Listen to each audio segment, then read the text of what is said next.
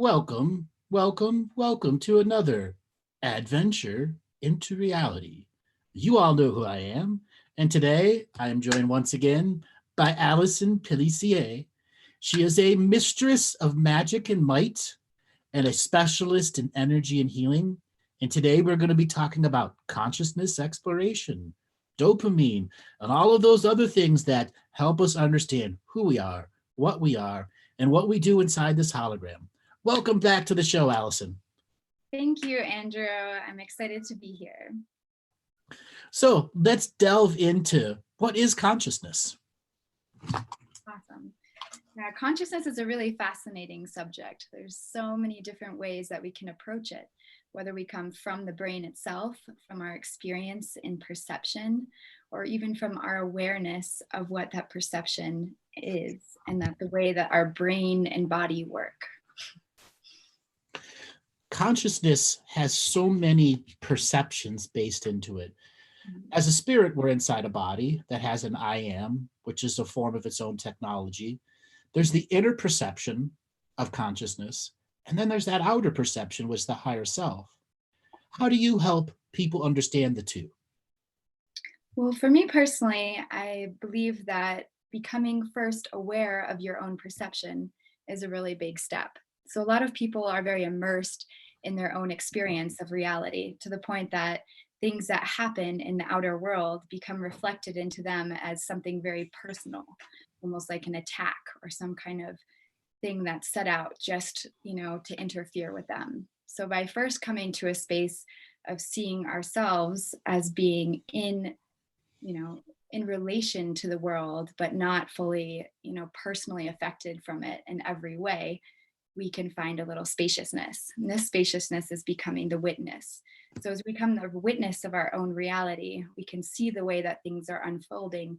And instead of reacting to them from a victim space, we can start to interact with them in a way where we can choose what frequency of response we are bringing to the situation and therefore influence how it unfolds from there. Incredible conversation we're going to have today. So let me ask the next question. What is consciousness made of? What is consciousness made of? I mean, for me, there's so many different aspects to even seeing that. On an energetic level, I can see consciousness as different, there's different structures in reality. Everything is frequency and vibration in the sacred geometry fabric of the universe is all these incredible like swirls of potential and different interrelations. And there's different alignments and resonances. And then within each person, to me, appears to be a light, a flame of sorts. And this flame of light that's internal to each person is their own God spark or little piece of consciousness. And this God spark is interacting with all these beautiful layers of cellular geometry, of DNA coils, of all of these, beautiful structures. And then and part of it's our lineage, what we are born into in this physical realm in our body, our environment, the ways that we interact with others, the food we eat, the frequency of the people that we interact with on a regular basis, the structures that we were raised with, that we believe in. All of these kind of form this sacred geometric space. And then our consciousness is what's actually reflecting and dancing in this space. So it's kind of like a song between all of these different, frequencies, and that's our interaction with the universe. So for me, perception exists in this space. Consciousness is this knowingness that can be seen on all these different levels, from the I am witness, the true I am consciousness that you're realizing that you're connected and one with everything, to the more, practical day-to-day awareness of your own interaction with this world. Incredible once again. Take everything you said and add it all together, and that's the hologram that we live in. Now, some people perceive the hologram from a perspective of the global narrative. Others perceive the hologram and based off of the level they're awakening. And then there are those that operate with certain types of sacred medicines and are able to perceive the hologram as a false hologram, as a real hologram, and everything in between. So how does medicine affect one's perception of the hologram? For me, medicine opens a space of different awareness. So if you think about your brain, your visual perception, your visual cortex is, a very dominant activated area. And our visual perception is taking in notes from light, just even seeing, here I am in Colorado and the light's hitting my face from the sun in different ways. And as our eyes pick up this perception, we become very immersed in our visual reality. This gives us a lot of cues about how we understand the world. When we go into the medicine realms, we're actually opening and expanding this awareness to be much more interdimensionally and connected than before. So we can actually start to see that beyond just this, 3D physical perception of reality and this overwhelming visual, auditory, or our main five senses, we can actually open to another sense that's more, and people perceive that in different ways. Some people can feel it through their body awareness, cues that come up somatically. Some people can have auditory understandings and openings. Some people are more in the visual realms where they can see things, they can see the fabric of reality, or have visions or deeper realizations about the interconnectedness of their experience. And for others, it's simply returning home, coming to that space inside of ourselves that, provides the deepest peace and is connected to, the infinite spaciousness of it all. All of the forms of medicine out there, all are mechanisms to help the consciousness be aware of the many layers that are there for one to perceive. As one incorporates a perspective of medicine versus one who incorporates Kundalini awakening, they're still using the same mechanism, which is known as DMT, something our bodies naturally produce at different levels, different layers. And let's talk about how DMT helps us explore the different layers and levels. Absolutely. So DMT is, as you said, a naturally occurring substance from our body, and DMT actually helps to activate, they say breath. So for example, even breath work is a way to bring open this awareness. A lot of DMT is actually released in the lungs, and this kind of flood is, to me, like a reminder almost of our actual DNA. So we get like a dose of our own medicine. To me, it's like almost a homeopathic drinking of our own frequency. And in that space, as we become highly aware, it really opens our whole brain. So our whole brain becomes connected, and that the spaciousness of what we can see from there just really grows. So there's different ways to access these spaces. For me, what's interesting with medicine is that there's so many other variables involved, right? The facilitator, the way the space is being held, the intention of the experience, the awareness of the realms that you're going into. These are all very important factors because they will completely shift and open what your experience is. It's not something to take lightly. No, and it's something you have to learn to practice and get good at. It's not like you can just pick up a single breathing exercise and think you're good at it. It takes long hours of dedicated, enthusiastic practice. Far too often, people come into a practice and they don't have the enthusiasm or the happiness or joy behind it. And you lose 80% of what's available to there if you don't have a joy behind the practice. Like an enthusiastic effort behind the breathing practices allows you to understand the intricacies of your resistance to doing it, because oftentimes during a breathing exercises when the programs of self-defeat come up. Absolutely. Yeah. And there's lots of different breathwork practices. And, as you said, bringing joy to it can be really fun. For example, Wim Hof, one of the really great things about the Wim Hof community is there's all kinds of people who do the breathing together in groups. And then they also do cold plunges, and they do all these things. And being part of a community of people who are breathing in a specific way and really starting to access this part of themselves and this expansion and this release of stuck energies, but doing it together can make it really fun. And that's, what we're here to do. I mean, it's a beautiful space here, and it's like, welcome to this world where you can spend your time like opening yourself and expanding, and you feel so good after you do these things. You open yourself more. Because you're in your body. Far too often, many people in the awakening community aren't really in their bodies. And that's something that I know both you and I during our growth and expansions have had to make those challenges to be in our body. That is what the inner work is being about. So let's talk about some of the challenges that people face when they're trying to expand their consciousness and get more of these experiences, but far too often the majority of their soul isn't in the body, thus the experience is not that well defined.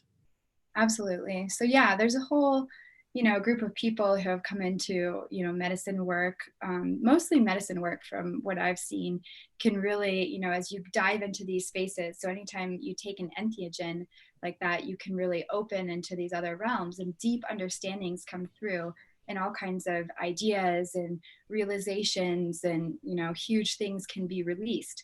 But the thing is, when you come back to your body afterwards, that's when the real work begins. This is actually the magic that will take you into the next state of your reality. This is the moment when you could step into your I am creator consciousness. You are now aware of so much more, and it's your responsibility at this moment to step into this again with joy, finding little daily habits that incorporate what you've learned to help shift the matrix of your reality. And often, if we do not start taking those steps, if we don't have a community that's supporting us in doing that and holding us accountable and reminding us of how worthy we are and of how much this is really going to support our evolution and make things better, if we don't have those ways to positively, bring this reality in, there's a chance that instead we would just want the next high. So we become, really up here because and out of our body, because instead of coming and grounding into our body and doing the meditation every day, getting outside and having a walk, taking these moments for self-care, instead we're just, out there in the world, looking for the next high, not really being grounded in our bodies. Some people are spiritually judging others, looking at others' paths with disdain, coming into like a narcissistic self-awareness that's, really not realizing how much medicine every single person is bringing to our lives if we're open to receiving it, and this is a dangerous mentality and way to be, because if we're up there, then we're not really enacting change, not for ourselves, not for the earth, not for anyone around us. Instead, we're making people feel insecure because they think they can't be in this high place all the time. What's wrong with them for not being there, And it really takes the hard work and the dedication to start doing those daily practices. And, I know all about that. It's been a journey for me for years. It's like, oh yeah, I meditate. And then, I didn't really have that practice, and really establishing that practice in my life has shifted things in a huge way. It's something, like the downloads and understandings that you get when you're in those high out of body spaces are super beautiful.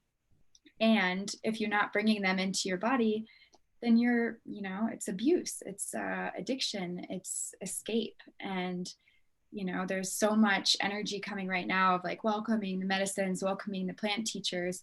But if that space isn't being held properly, besides the other things that may happen to your, beautiful and precious like energy body while you're in those realms, beyond that, it's like really can be challenging to, face the shifts that you need to do, that you may need to move away, you may need to end a relationship, you may need to, focus on different friendships, you may need to address the eating habit, you may need to sleep more, there's certain things that really need to be brought in. And I encourage everyone to do that, to find community, to do this together, to find a friend, an ally who's also on this adventure too, because we're not alone. We're not islands of awareness. We are so interconnected. And for me, I've seen that, the people who have really been able to embody these shifts the most are those who find their community. And if there's no one right around you, there's online communities, there's, meetups across states, there's conferences, there's retreats, there's these huge meetups all over the world right now happening of like-minded spirits. And I encourage you to get out there and to resonate with these other people who are on this same path, and and hold accountability with them, check in with them. How are you doing? Have you integrated these practices? And if you're a hermit, you're not going to experience any of them.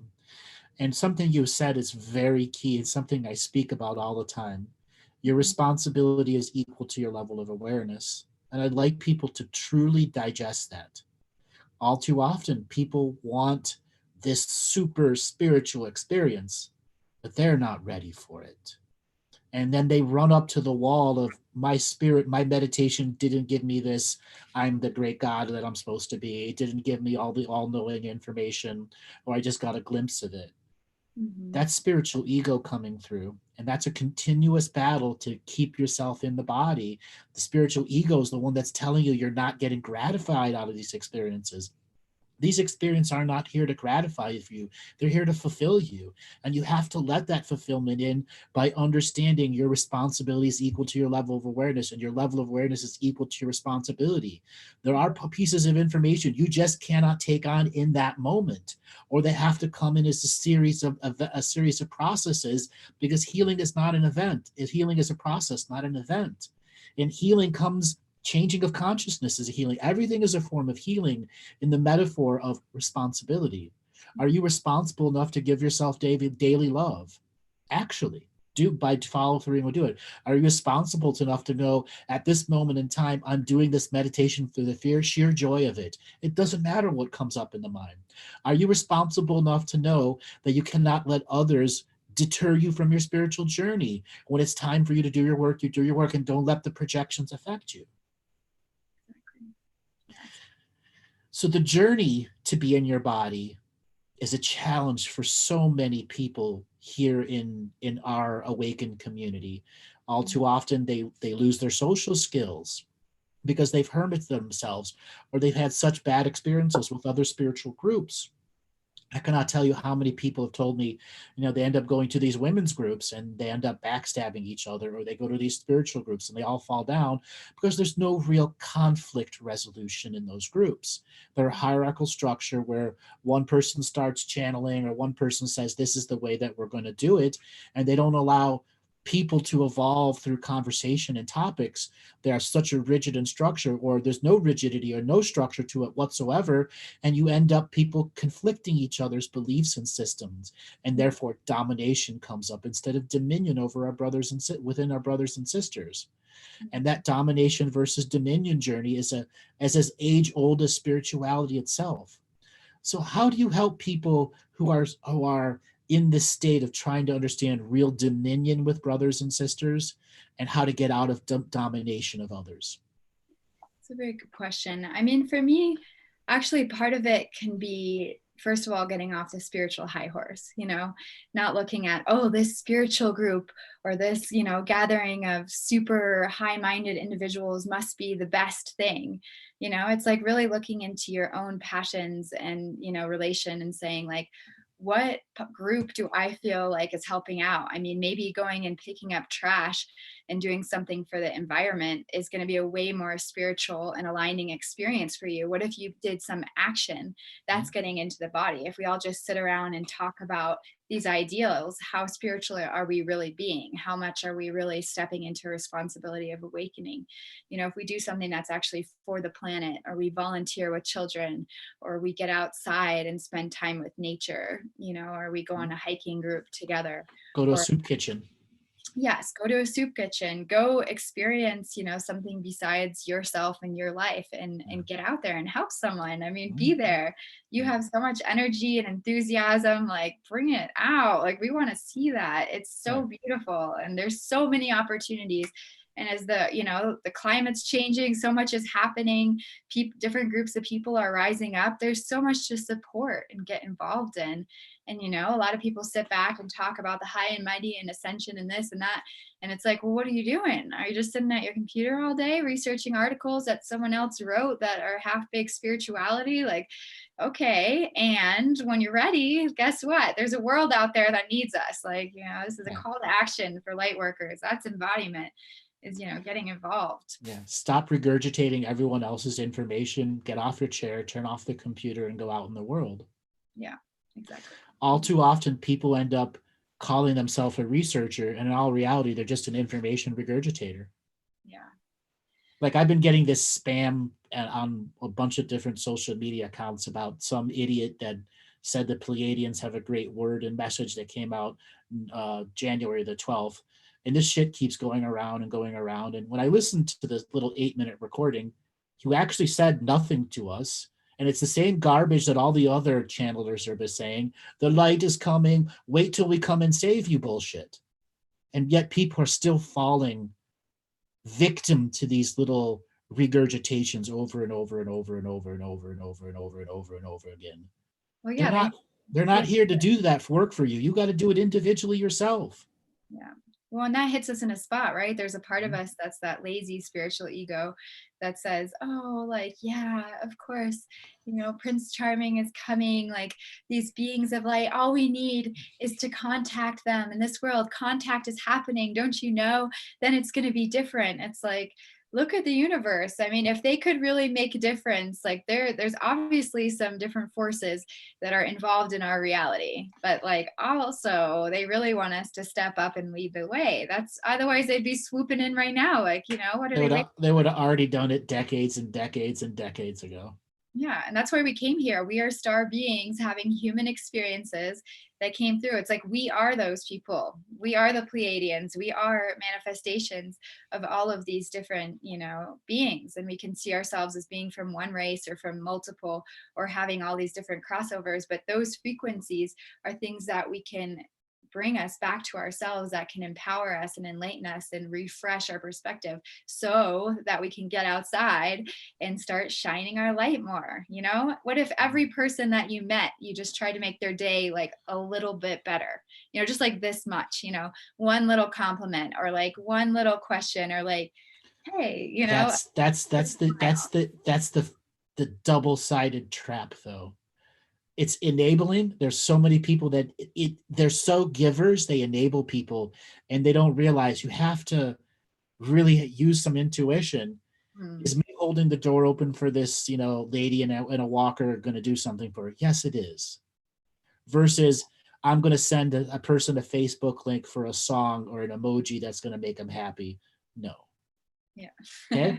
And then there's the fine line of I'm going to spam your email and that I want you to watch this stuff. And if one piece of information gets through, I've done my job. No, you just become a martyr. Yeah, absolutely. And all too often, people get caught in that state of trying to enlighten someone's day with whatever subject matter it is. Mm-hmm. Shouldn't be in their reality doing that because they're shut off. And deep down inside, you're shut off. And that's why you keep pushing stuff there. Hopefully, the light turns on. The dimmer switch is off. Yeah.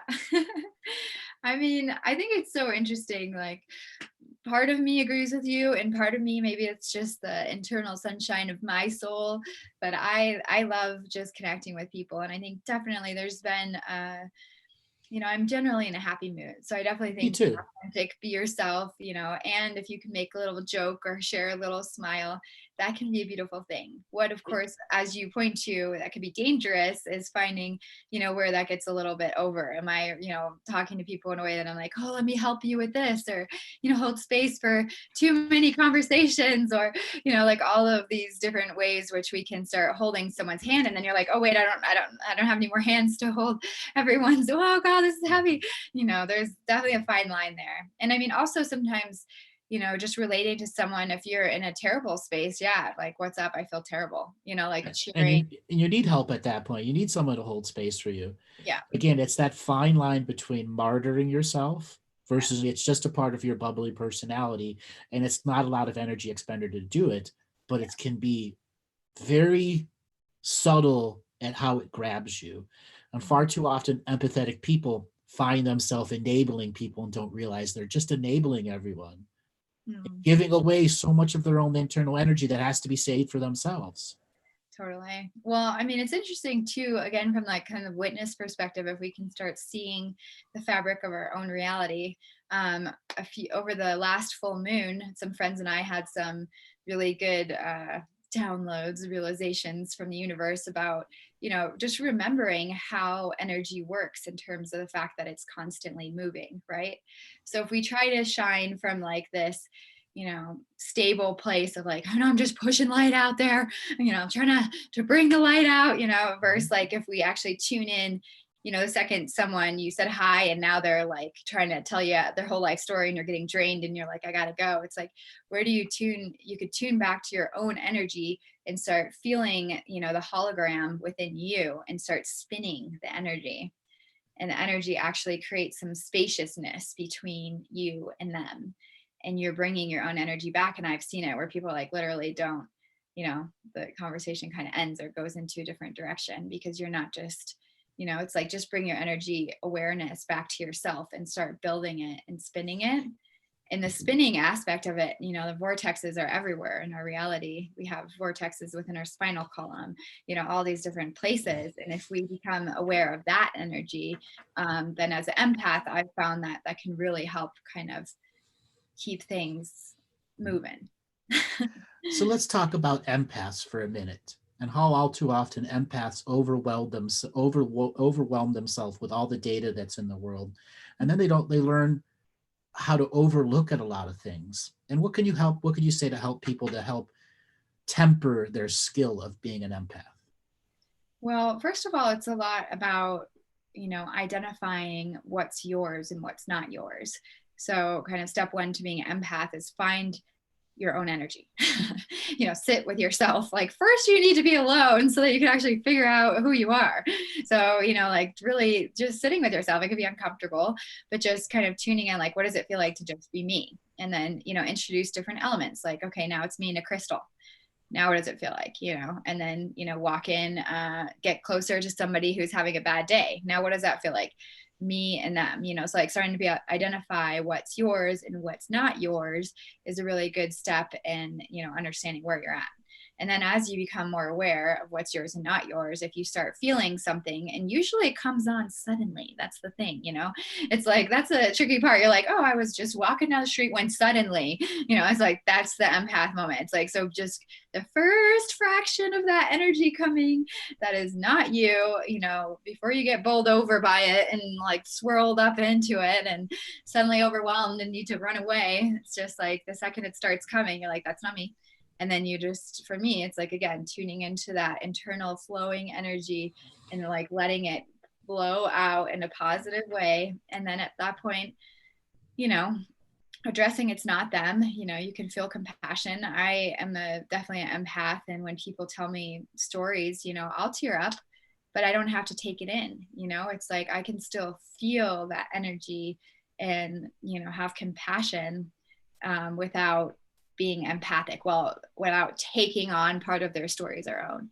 And that's kind of the other challenge, growing up for me. I found a lot of what I found to be effective coping was actually just taking on people's stuff, and so it would be empathically feeling it, not realizing it wasn't mine, kind of, or even if I realized it wasn't mine, I would still kind of tune into that other person because I would want them to like me, right? So if I empathize with them on some level, my ego is also feeling included, and that's kind of the part that was a little harder to acknowledge. But when we acknowledge that, you can realize, oh, so part of me feels like I can be more helpful or I can be more seen or whatever it is by actually walking in with them and going there with them, and that doesn't actually help in any way. It doesn't help them. It doesn't help you, but it gives them a feeling of immediate release because they're passing on some of their crap to you. But now all you've done is create like a codependent cycle of unloading where you are the person getting unloaded on. And so as it starts coming up and you reach that point where it's like, okay, I realize it's not me, holding my own frequency, I can hear them and, not replying in a way that's like, oh, you poor thing, or, just being like, wow, I hear you. That is hard. That's tough, because again, if you're saying, oh, you're going down there, if you really look at them, it's tears in your eyes and they know you can see their pain and you just say like, I hear you. That's a way to acknowledge, to witness their reality without getting sucked into it, right? And those boundaries energetically can help us so much to maintain our energy, because if you care and you love, guess what? People flock to you like, souls to the light. Here we go. And I mean, I love it. I love people and I love interacting with them. And I also know if I start really going into it with them, guess how many people I can interact with in one day? Barely any. One. So as an empath, how do you deal with people who are narcissists? Ooh, good question. I mean, narcissism to me, sometimes personally, to be quite honest, it takes me a minute. I try to live in a world where I don't see narcissists in terms of expectation of what's coming through in my reality. And therefore, I do believe I have less narcissists coming through. That being said, of course, there are different people on different spectrums of ways that they're acting, right? And narcissism doesn't have to be a forever thing, you know. So there's also ways that, you know, in certain parts of our awakening path, we may be in a very narcissistic space because, you know, we're a undercover narcissist. We're here to help everyone, but we're really self-obsessed and we're really locked in our own worlds. And, you know, interacting with those people is, for me, not judging them and saying like, you asshole narcissist, like fuck you, like get away from me. You know, like, you're not like just blaming them, you know, you're not just like attacking them. You're like, you say like, oh, hey, aspect of myself that I'm seeing reflected in this other being, that feels draining.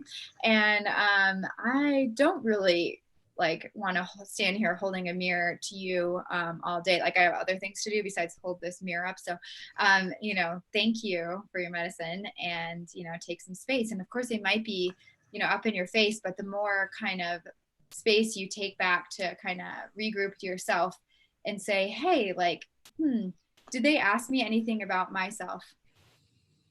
Was there any part of this conversation or of their energetic body that responded to my presence?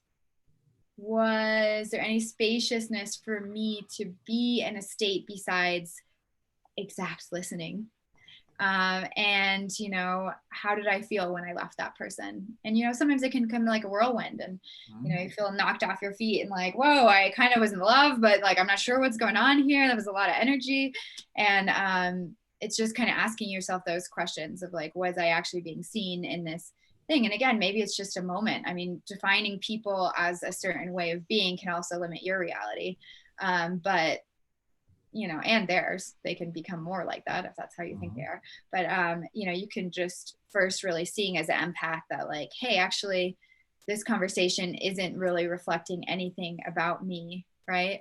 And there's nothing there that I feel like I can contribute to. There's no way that I can be part of this. There's no way that this is about anything except for that person. Then it's just swirling your energy and moving on, you know, saying thank you to them for like the magic that they're bringing.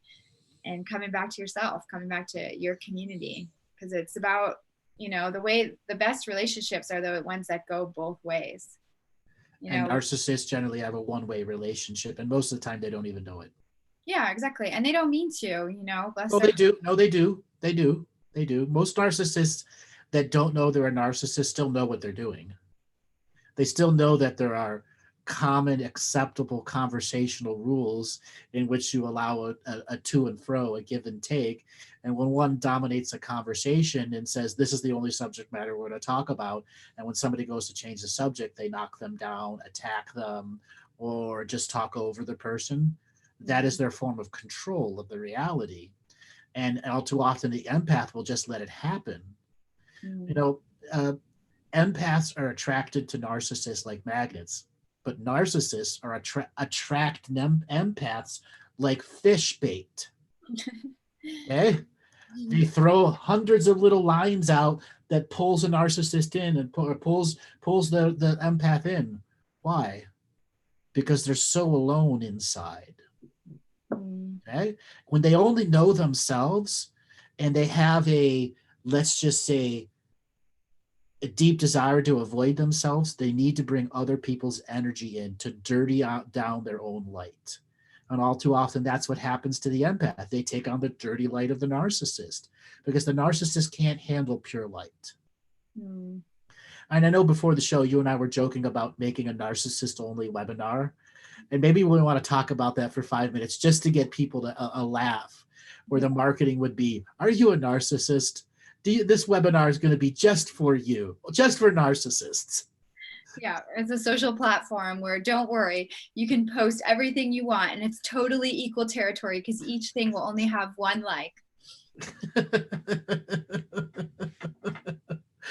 And this is where one can use marketing as the teaching itself. Yeah. Because I know there will be a lot of empaths who would be sharing this narcissist webinar with all the narcissists that they know. So a Narcissist Unite webinar. Yeah. Yeah. Well, and we were joking at the end, the understanding would actually be, okay, you've graduated from narcissism school, and now it's actually time to learn to be an empath. Exactly.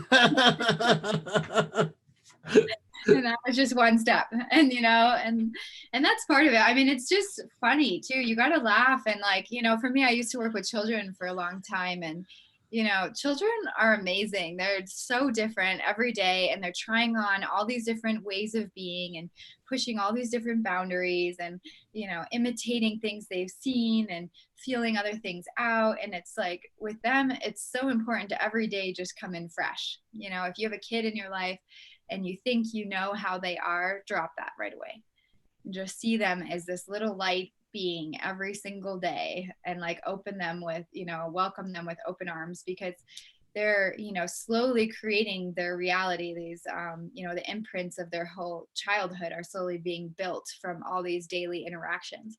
But the second you label them as like a bad kid or some, like really loud mouth or something like that, there's actually so much potential for them to shift all the time, that what you're doing is creating their dark, like these really constrictive patternings in their field, right? And so like, you are actually going to be responsible for them becoming a narcissist or an asshole or a someone who's against authority. So wow, this is coming through strong. It's like really calling out to all the parents and anyone out there working with kids, because these things are temporary. None of these things, it can become a temperament if this is your way over time, but all of these things are open to change. And with children, they're constantly changing and growing. And it's like they're taking in these experiences. So it's so important to treat them fresh every time, to really greet them as a little thing of light. And no matter what your partner is doing or anyone else in your life, like you can make a huge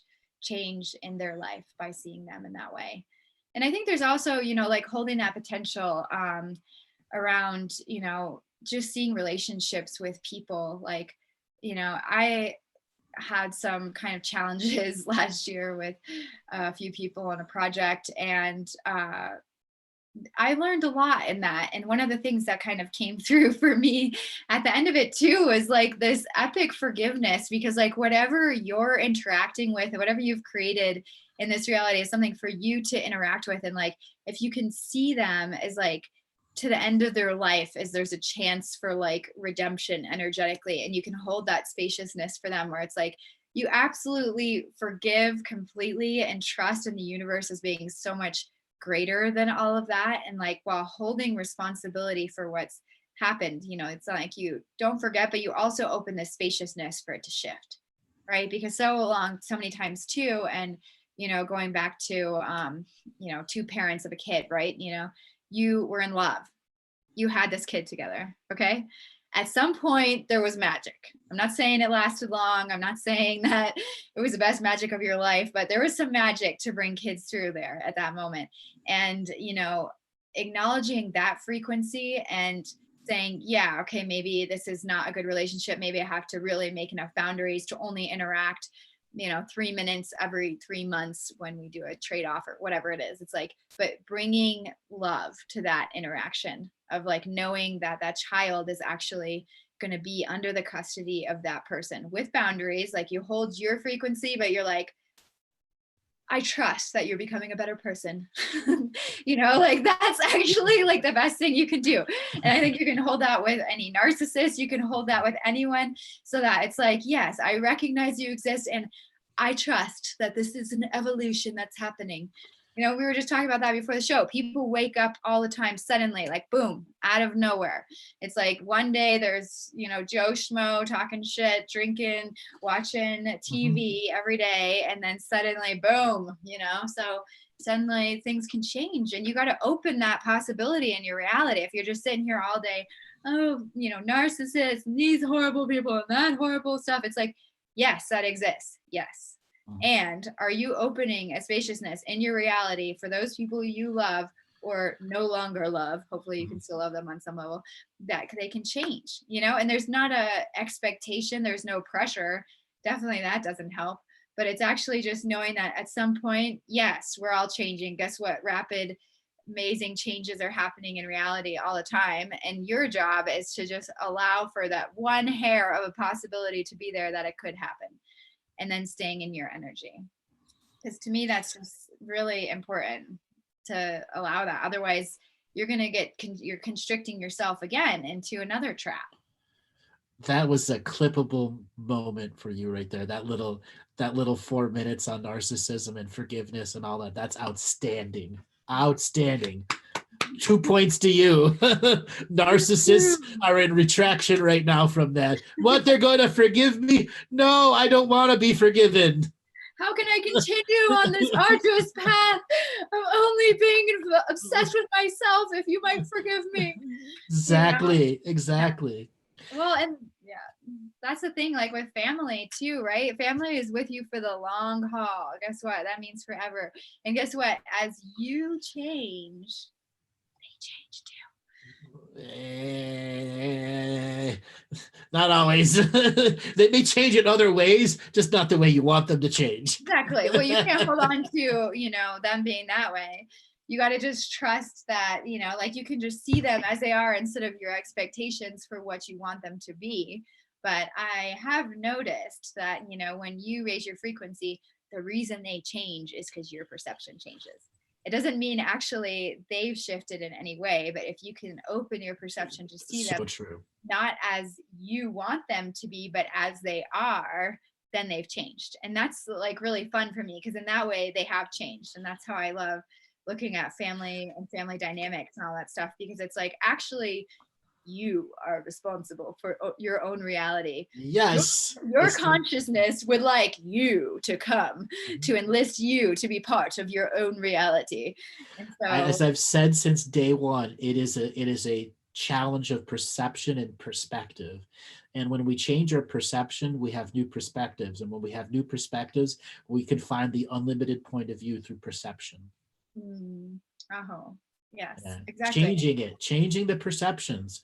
Now, when I was referring to people that don't always change, there's some that are just stuck. And do they need a little love kick in the ass to get going? Sometimes they do. And then there are the ones that are just so stuck in whatever it is because they've had traumatized lives, that the whole point of their life was to be stuck, and they have to get out of it themselves. Okay. They have to dig their own stairway out of despair. That's the life they crafted for themselves by giving away energy and life force. And a lot of people come to the show that have had that scenario where they're just plain stuck. Money doesn't come, no job comes, and all they have is what they can DIY on their own. Okay. And a lot of them are breaking out of the half narcissist, half empath, and they don't know which one they are. Most of the time they started out as an empath, but around so many narcissists, they just believe themselves to be a narcissist out of absorption of everyone else's perception. Yes, absolutely. And, people are really on their own journeys, and that's definitely been a strong teaching in my life, really, with basically every family member, but really just seeing and holding space for, them to be on their own process. And really, we care, but again, that's the boundaries of an empath coming right back around. It's like, right. If you care, then you care to first see them as they are right now, not their possibilities, not what they could be, but first just acknowledge where they're at, love them for that and how far they've come to be exactly as they are, and the wounds, acknowledging the wounds and pains that have, brought them to this current state, and then sending them love. And then from there, just holding space, not expectation, not anything, and not in a way that, oh, I'm going to listen to you all the time. I don't mean holding space like that, but stepping back. And often it's getting out of their lives, but seeing from afar, just checking, occasionally, what's going on, sending you love, or encouraging them, if they have whatever passions they have to be involved in that, they might mention something to you. It's like, oh, that sounds cool. But then also no expectations if they will do that or follow through, just really stepping back and, holding energetically that space, maybe in your meditation, you just send them love. but really trusting that they have their own path, and however that's going to unfold is going to happen for them, and lead by example. That's the best thing that you can do. You got to live your life in an empowered way.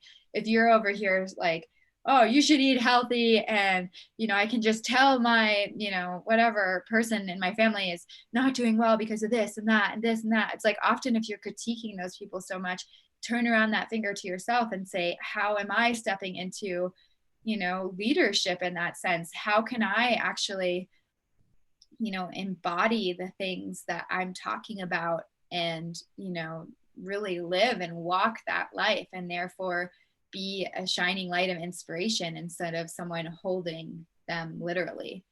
And that's, I think, the difference for me when I say like holding space for their process. It's like you're actually not allowing their wounds and attacks and ways of being to penetrate how you see yourself, or how you find your path, or how you walk your walk.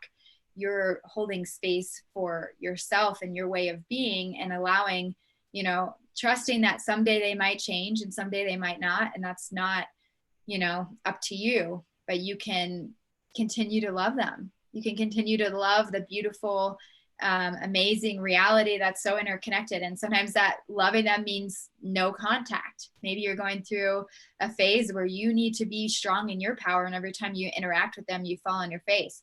And that's a pattern. And if you can see that, then holding space and loving them and saying, look, right now I can't see you because every time it upsets me, and really it's hard for me, and I really need to take care of myself right now. A lot of callers could learn a lot from what you just said, because they've had family arguments or family moments that have totally separated the family, where they can no longer talk to that other family member because that other family member is so toxic, or vice versa.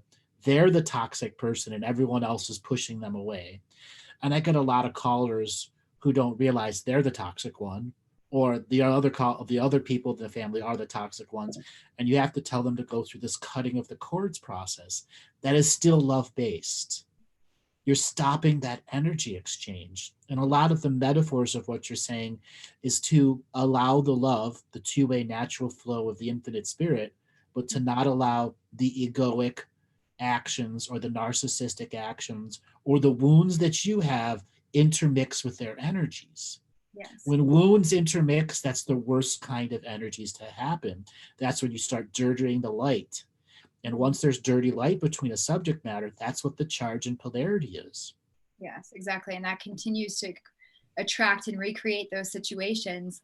And those are actually those distractions from our path, the things that keep us from shining our light and being in our power, and therefore empowering and creating our own reality, and letting that ring out into everyone around us. And so the best way you can be there and help that person is actually by first taking care of yourself. And taking care of yourself means cutting those ties. And I know that, like, personally for myself, my little brother's in prison, and he dealt with a lot of addiction beforehand, and it was super intense, and I, as an empath, was deeply involved in, caring for him and trying to help him, and getting sucked into all the stories while he, stole from me and lied to me, and like all of these different things. And, the realization that was painful that I had to come to is that I had to actually completely cut him off. I had to take that space and say, no, I can't interact with you at all for a while. Like, what you've done is so much, like I need to just like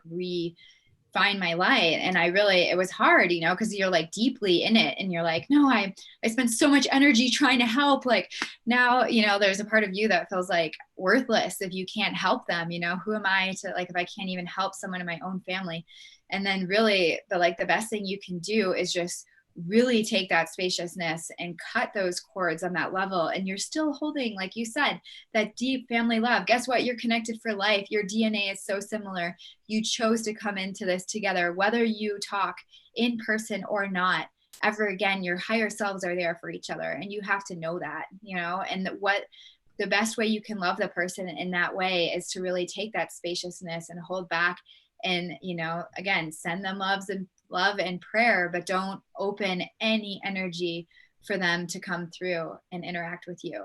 And then really through that, yes, like deep restructuring of love with yourself that's not based on what feedback they give you, because somehow you were tied into the hormonal cycle of interacting with them. You have to admit that was you were enabling them. Like, you have to see that in yourself and say, like, I'm also going to take off the reward of, what they give me when I feed them, because they do give you a lot. My little brother would, thank you so much, like, I'm so grateful for you, like, and it would bring tears to my eye. I mean, like, who doesn't want to feel loved like that? Who doesn't want, oh, you love me, and it's like, but that's a wounded aspect of you taking in love that's not coming from a clear channel, and that's dirty light, and that is not you. And if you take that in, then you're engaging in this cycle with them, and so much of your energy is just being wasted. And guess what? They're not getting any better. So you really have to take that spaciousness. That is the deeper love. And that's the same thing. Is it an addict? Is it a narcissist? Is it, someone who's really, bent on hurting others? Have they really gone down that path? Whatever it is, it's like no judgment, but also no contact, and that contact means, it's funny, like some of my friends, this is kind of a tangent, but, there's this dance movement here. I've been going to some like dance festivals and stuff, and people do like contact improv dancing, where people get all like rubbing on each other. And then I have a group of friends who's like, no judgment, but no contact, because they don't actually want to dance that close and intermingle with people's energy. But it's like, it's kind of the same way. If you can't be in your own energy, if you can't keep your own energy to yourself and not engage in those dynamics, then you got to put yourself in timeout, and it's like, it's really seeing it as putting yourself in timeout too, like taking a break yourself to love yourself. It's not a timeout where you're in trouble, you did something bad, but it's like, okay, it's a timeout where I can be in nature, I can breathe, I can find what my passion is for myself, and trust that whatever path they chose is them. Those are their choices. Did you wake up every day and make those choices, or did they make those choices? They did. So it's trusting that they need to get the outcome of those actions, and you, guess what? You have a choice to make your own actions and benefit from them. And even if you're the only one in your family who's shining, or even if you're the only one in your family who's awake, or if you're the only one family who eats healthy, then that doesn't matter. You just gotta, do that for yourself. And then when you're strong enough, you can find ways to interact that are with very clear boundaries, and the second those boundaries are overstepped, then you take some space again and you have to rebuild that relationship. But you have to be the adult in that relationship and hold that space, and continue to recognize your role in that addiction. And it's just a beautiful journey. Like, we're constantly, on this spiral of healing. So there's different points when we interact in different ways. And it's really, coming back with starting with yourself, starting with your own hologram. How are you creating it? What's your environment? What are you eating? How are you relating? How do you think about yourself? Starting with creating that space. And from there, a lot can change and unfold. Beautiful. Well said. And now I want to add a little extra layer here. We all have had friends that were in high school or just out of high school, just powerful synchronistic personalities. And then they got themselves into a relationship, and you've watched themselves give away to codependency or whatever traumas that weren't healed from the other side. And you're watching them think love is enough, love is enough, love is enough. And 10 years later, 2 kids later, the divorce happens and the person's destroyed. And we have calls like this all the time. Some of them are not divorced. And it's not even about narcissism. It's about the facts of codependency based on wealth or job or kids. And those are some really hard traumas to heal from. And there's a lot of no forgiveness in those types of relationships because the traumas were so hard. And people find it very hard to forgive the victimizers. Okay, very hard to forgive the victimizers. And being a public person, I get people trying to victimize me all the time, saying things that have never been true in any way, shape, or form. And I regularly have to send out cease and desist orders to people. They're saying that I showed up at their doorstep. No, I didn't. I never did any of that. But they literally believed in their own mind that shit like that's happened. Or they use social media to demean other people. We see this all the time. I know there's so many family discussions that become family wars where there's zero forgiveness. And if you really want to heal, you got to start forgiving yourself for getting caught up in the story. And that's something that you said, getting caught up in the story and adding to the story. When you just learn to stop adding to the story, you can begin to deconstruct the story's power over you. Because the Mhm. story itself are the traumas and the wounds that are unhealed. And when you avoid healing the traumas and wounds, you won't be able to evolve yourself. I've had plenty of friends who got into a relationship and just watched them slowly degrade over time. And there's no love in their relationship. And when they're finally get kicked to the curb for whatever reason, they're a shell of who they were. Mm. And oftentimes they become alcoholics, drug addicts, or just the shell. And the soul's not ever going to come back in. And this is why you and I are on these paths, to help the people that are shells to get back into their body and to know that you can get back into your body. It just requires some inner work to stop the outer projections, inner work to start that forgiveness journey. I tell people to practice blanket forgiveness for yourself. Stop with the external world. Blanket forgiveness for yourself. In every situation you think that, you start 2 weeks of blanket forgiveness for yourself, where that is the majority of your spiritual evolution is forgiveness, forgiveness, forgiveness. You will change your perception. You will see something different. Totally. Exactly. And yeah, that internal forgiveness and internal love is so central to everything. Without that love for yourself, that belief in yourself, the gratitude, and if you've been through a lot, hug yourself. Like, you're, what a beautiful being you are. Like, you've made it through so much.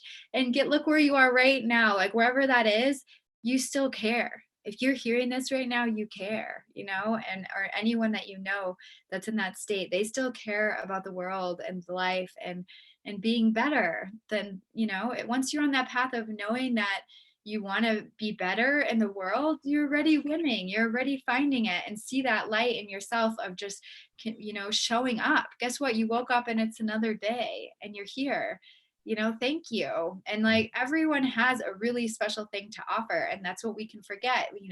We value our worth from these codependent relationships where, if we do things a certain way or we act a certain way, we get rewarded. But we got to reward ourselves for being here in our very unique frequency. And that's not defined by someone else. And that's not a comparison to anyone else. And that's not defined by a job or, any sort of external reflection. That is you. That frequency within you is so special. And without that, the perfect balance wouldn't be harmonized right now. And that's why you continue showing up. Your higher self has a mission for you. And it's time for all of us to really start putting that out there. Are you a writer?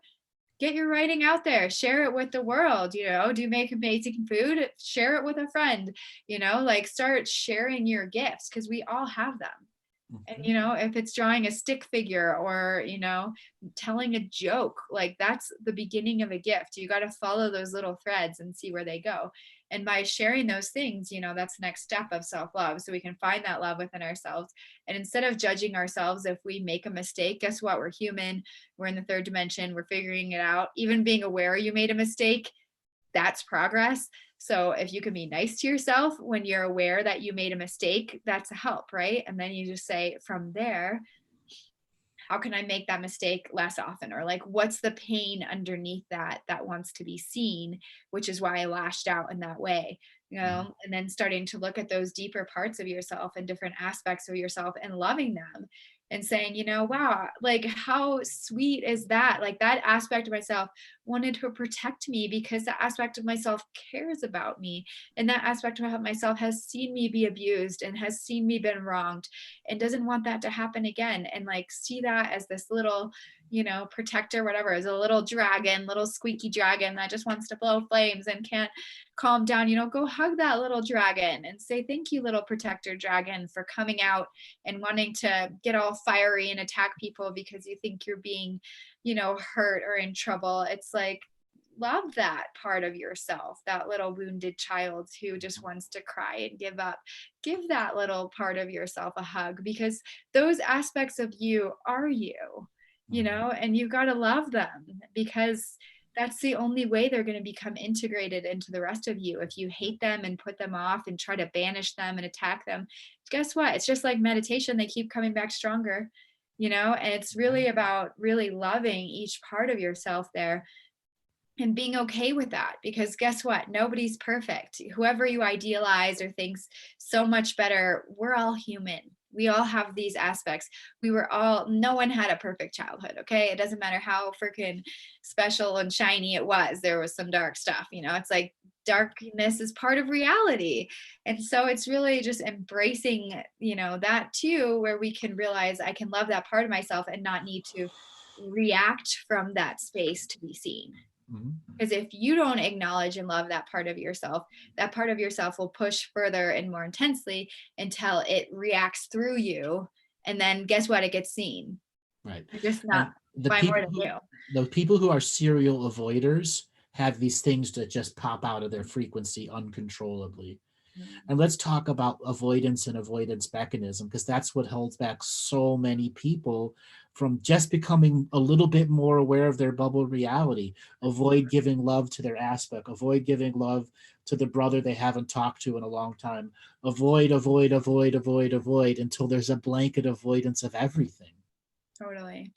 Well, it's interesting. Recently, I heard actually on a podcast, I don't remember which one, but they were talking about, unhealed relationships or things like that, as like thinking about holding a balloon underwater, right? So it's like air. And now think about how many arms it takes to hold all these balloons underwater. How much energy is it to actually try to balance all of these things that like aren't quite okay, that you haven't quite followed up on, that you didn't quite go in and continue healing, or you didn't experience the psychedelics, you didn't quite integrate. It's, like, where can you let go of those bubbles and either find forgiveness, like for yourself, for engaging with that person, for being attracted to that situation, for, acting in that way. Can you forgive those things? Can you let them go? Can you, think about how much more energy you can reclaim when you aren't avoiding those things? Because if you don't, then yeah, of course you're going to get cranky. You're holding thousands of balloons underwater. That's a lot of energy. That's exhausting. No wonder you can't show up with a smile. It's just like, man, that's a lot of energy you got there. So yeah, it's exhausting to be like that, and people go on for so long, and it's like, of course you have no energy or zest for life or creative inspiration or, sexual energy. It's like, of course you're lost, and then you're spending all your energy being pissed, holding things against people and yourself. So the next one is, then there's the people who are redactors. That didn't happen in my life. They literally erase the negative things and move on like they never happened. Guess what? It's still in your field. So that's the thing that's funny too, because it's like, once you can kind of see people, I can see like energetics and sometimes colors and just kind of structures of people's fields, right? And it's fascinating to me when you see people like that, because it's like there's certain aspects of them that are super open and light, and then you're like, wait, what is that? Whoa. And you can see that aspect of themselves that's not, and they say it's fine, but it's kind of this like false reality. It's like almost like they have a shadow that doesn't quite match up with them, it's like hangs a little bit behind them, and you look at them, they're like, that's kind of scary, and you can pick up entities that way, because really it's your unconscious shadow is so big that, yeah, you maybe have this light there, but you're really talk about not in your body. That's when you're like really out of it, and you can't really enact change. It's like you're stuck in this kind of space where like, but nothing's really working. I don't understand why I just can't land any of the jobs. They never choose me. And like, I never, that's kind of these like swirly realities. And how can you get forward on your mission when you're up there like that too? So the serial redactors are the ones that open themselves up to entities the most. And these are ones who live on the Nile, the river in Egypt. Denial. Okay? They live in a denial on the river in Egypt as a denial, and they become split, or they become fractured and fractalize, and they're unable to bring themselves together. And these are the ones that end up having, I'm the super channeler, blah, blah, blah, blah, blah, but can't do anything in their real life. Anything at all. Okay, they have no friends. Family has completely disowned them, and they think that they're the family's disowning them because they don't realize that they're so fractured and so broken. Yeah. Yeah. It's And so hard. I try to reach out and help those people, and we get a lot of callers that are in that zone, Mhm. and it's a delicate walk to get them to come out of their fractured reality and begin to stitch it back together and Yeah. begin to heal it. Yeah. And one of the tools that we use frequently is the Lucia light. Mhm. And this is something that you've been working with for a long time. Why don't you give people a quick explanation of what the Lucia light is? Absolutely. So the Lucia light was developed in Austria by a medical neurologist and a clinical psychiatrist. It's actually just a lamp. So if you think about a lamp, it has LEDs and a halogen. I actually have a little one right here. This is my baby. But it's actually just a light. And the light itself, you lay back and have your eyes closed. And what it does is it opens your field. So earlier we were talking about medicine and ways to get into altered states of consciousness. And one of those ways is actually with the Lucia, because as the light, the solid light comes on, and then as the flickering starts, you go into this beautiful world of colors and patterns. And in this world, you can actually, the way I see it sometimes is you're going through different frequencies, right? So if everything's made of frequency and vibration, these external frequencies from the light are bringing your body into coherence. So they're bringing your energetic field into coherence. And as it takes you into this expanded state of consciousness, you may actually have a kind of like a microdose of a DMT experience. But what you're actually, going into is this expanded state of consciousness where you can allow different things to kind of come back together. So if your field is fractured, if you're out of your body, I personally myself had an experience with a lot of trauma, right? Where I was really out of my body from trauma. So I wasn't sleeping. I was having nightmares. I felt like I had a wall between me and reality. It was a super weird feeling. If you've ever had intense trauma, you know what I'm talking about. I couldn't sleep. It was nuts, right? And the light actually allowed me to come back into my body. So a lot of that is nervous system relaxation as well, because as your nervous system shifts from fight or flight, which can also just be, there's different ways in which your nervous system can be disrupted, in which you're out of your body. But as we re-regulate our nervous system while at the same time activating multiple parts of our brain and allowing us to see kind of these sacred geometric reflections of the universe, we can come back to our body and realign our frequencies. So I absolutely love working with it, because I see a lot of people who, as we're speaking about, have different, maybe an area of their field. They have like their heart. A lot of people have contracted hearts or are holding a lot of pain in their hearts. There's a website, you can see the Lucia. But yeah, if you're holding a lot of pain within your heart, that the light will go down and start going along your meridians and energetic lines and reach your heart and reach other parts of your energetic system. And it can move blockages. It can kind of smooth through your energetic field. It can integrate these traumas or help release old conditionings and patterns. And really, it's different for everyone, but it's kind of like a tuning fork in sound happening with light. And most of all, it's a fun experience, and it's a really beautiful experience, because it's always different refractions of light, of color, and it's just white light. So each person has a totally different visual experience.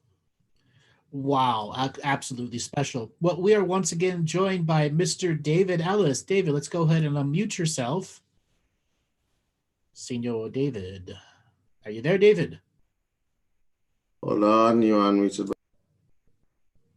Okay, we just need video.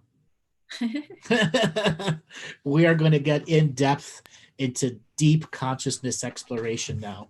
How's it going, David? Hey everyone, how's it going? It's I am in another part of the world again. You are back in the warmth. Hey Allison, Hey, long David. time no see. Great to see you. Woo. Where are you? I mean, I am in Barbados. Back in the land of sun and not so much fun. Yeah. How's everyone? Doing very good. We are in depth into conversation. We were just talking about beating the narcissist getting in depth into what consciousness is, to get out of avoidance techniques. Hold on, my crazy cat, my senile cat is meowing the heck out of everything. So David, we're talking deep into consciousness. What do you want to bring in about how people can stop the redactor, the person that serially redacts things in their life and lives on the river in Egypt in denial? Okay. Actually, there's so much I could bring to that discussion. Where does one start? If you have a serial denier in your life, telling them the truth may be a waste of your breath. Trying to point them to the truth will be a waste of your breath. You could try to hammer that facts home. And even if you are that person and somebody tells you that truth, because you're a serial redactor, there will be a natural resistance, a very natural and instinctive resistance. However, what I found that works really well is when you teach by analogy. Can I give you an example of what I mean? Okay, so I have a therapist, coaching therapist, who chooses to, the coaching therapist, it was a client of mine, had a venereal disease. It's not venereal, it's just congenital. Okay, and that client was actually a coach. Now, she had ethics issues. So she transmitted some of the stuff to her spouse, okay, quite innocently. And but the spouse didn't know about it. So I ask by analogy, when you go into your practice and you have the flu, do you tell your clients? Answer, yes. Yes, especially if it's coronavirus. But you won't tell the partner that you're sleeping with, I have HSV1. You understand? Yes. Even if it's because people rationalize things, you have to understand the brain. I don't know how you guys got onto this discussion. Because she was talking about the Lucia light. But bringing these people to the light and making them see the light, you don't need to put them you need to teach them by analogy. So make analogies, and then they realize, oh yeah, that's right. When you're making analogies, always make analogies based on the person's experience. Okay? It's like when you go to a doctor and he smells like cigarettes. Exactly. Or you go to somebody else that's a professional at something and they don't practice what they all preach, which is a lot of the spiritual people in these communities. They don't practice at all what they speak or talk about or products that they sell. Yes. It's like, Andrew, it's like I always say, if whatever you're doing is not making you smarter, it's not making you stronger internally and externally, it's not making you wiser, forget about the smarter, it's not making you wiser, then you probably should stop doing it.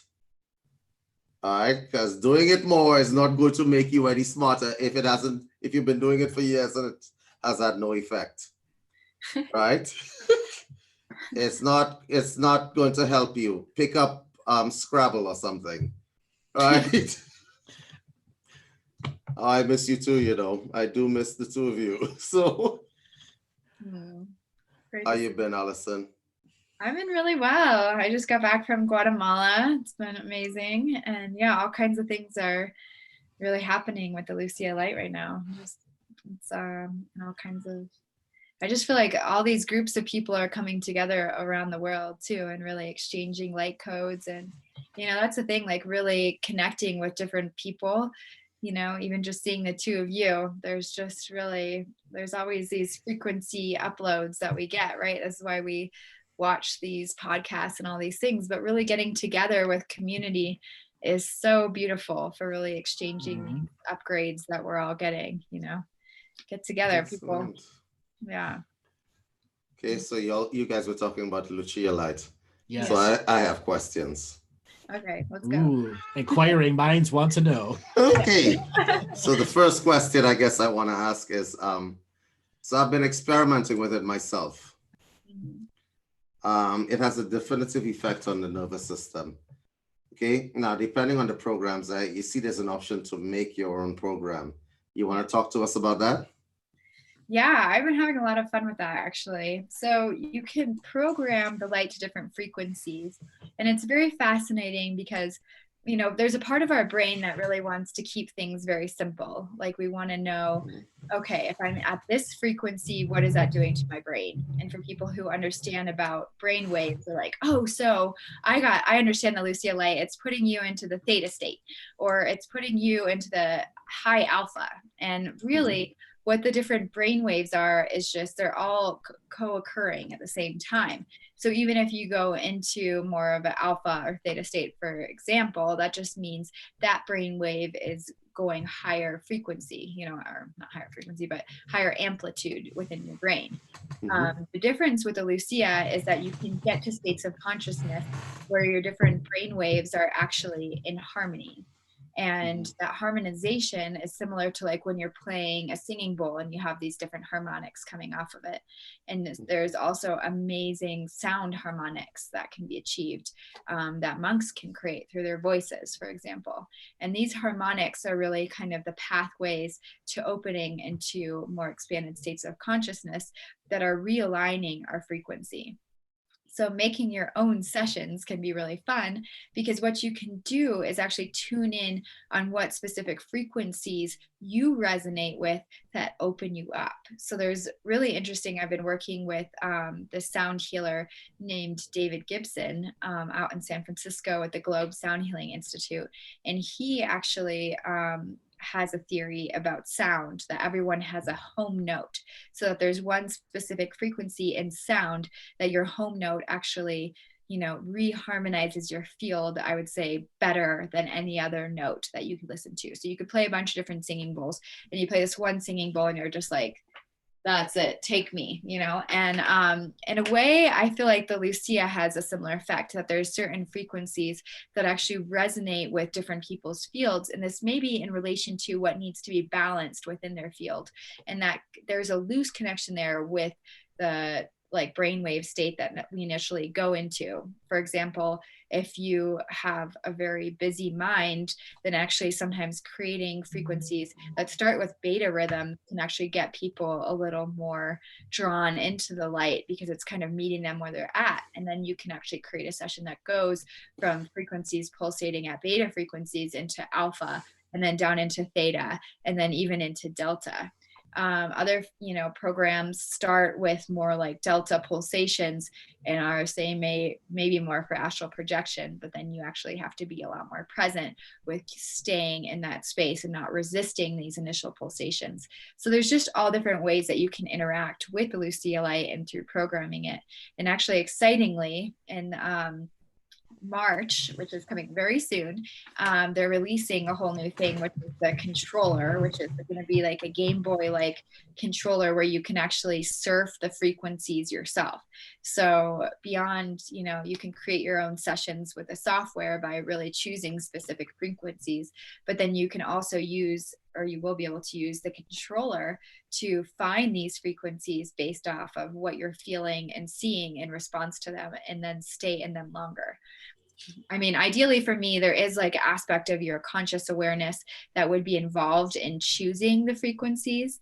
However, and so, you know, there's another aspect that's like, if you do a pre-programmed session, you can just really let go into it and not choose. But I'm excited about the potentials of kind of going through, especially with the practitioner system or with the help of a practitioner, and seeing what frequencies are really resonating with you. And then from there, choosing a, you know, set of frequencies and creating a session that would specifically work with you in your own frequency.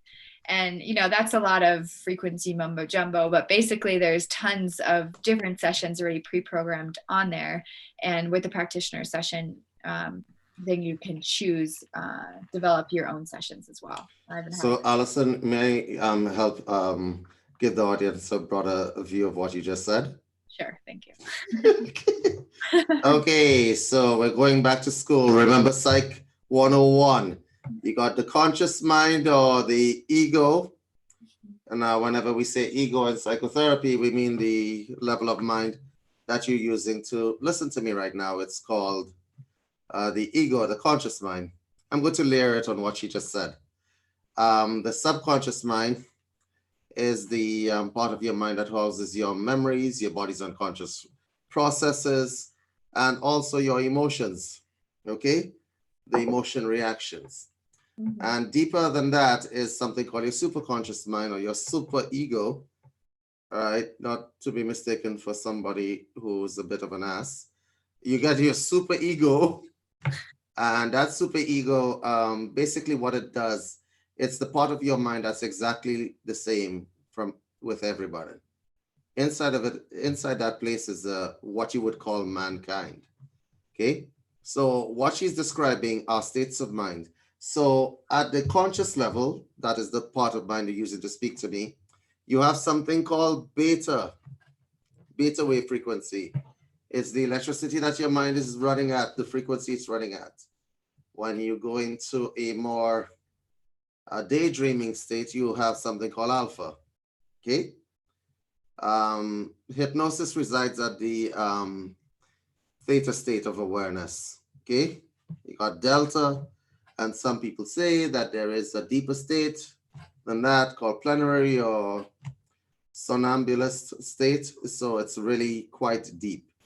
But you pass through these levels of mind, and what the light does, it entrains your mind, right, to these different frequencies. So as opposed to those of you who have trouble going to sleep, those of you who have trouble getting restful sleep, it's because you have trouble passing through those frequencies of mind.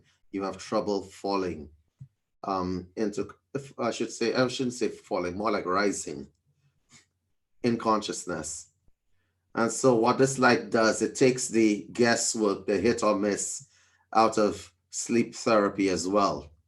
Okay? Because when you're under that light, you will experience relaxation by a process of entrainment. You will. It's not a matter of I might, you will. So you could choose. I could take some pills, or I could just sit in front of a light for a bit. I would highly recommend the light because it's not only will it entrain your mind is connected, as I said earlier. Your subconscious mind also houses your body's unconscious processes. If you affect the subconscious mind through frequency, you can have positive effects on your body's unconscious processes. Because for sure, there's a lot of things out here that are having negative effects on your body's unconscious processes. So that's why you should buy the light. I wanted to ask you a question, actually, Allison. Yeah. So we have different kinds of lights out there. We have like Lucia light and we have other lights. What differentiates the Lucia light from what is the other light that's out there? The Ajna light, for instance. Yeah, there's like the Ajna and the Pandora star. There's a few different lights out there, and the Lucia light's very different because it has the central halogen bulb. And that might not sound like a big difference, but if you think about how our body receives light, right? There's a huge difference, as a lot of people know, between just like LEDs or looking at your phone and looking at the sun, right? If you're out in the sun, you're getting vitamin D, you're actually having a whole different range of processes going. That's a natural response, right? And there's a warmth to it and all of that. In the Lucia light, the halogen doesn't quite have the same brilliance and wide spectrum as the sun, but it has a much wider spectrum. And that wider spectrum of light that opens a space actually allows your body to respond, and really your frequency, like you can go deeper in. And yes, it has infrared light as part of the spectrum, and that infrared light is very relaxing as well. And so that really opens you up so that when the frequencies of the LEDs start flickering, that you can kind of go through with a true nervous system relaxation. Through just pulsing LED lights, there's actually certain kind of irritation or activation in a negative way of your nervous system to the light. And over time, this can be detrimental and destabilizing or just not as beneficial. With the Lucia light, having that really like that solid halogen opening that space is very feminine as well. It's like something that holds you, that warmth, the thermal aspect of the light is like, you know, laying under the sun in the light. And that also really allows your nervous system to relax in a different way because it's similar to the sun.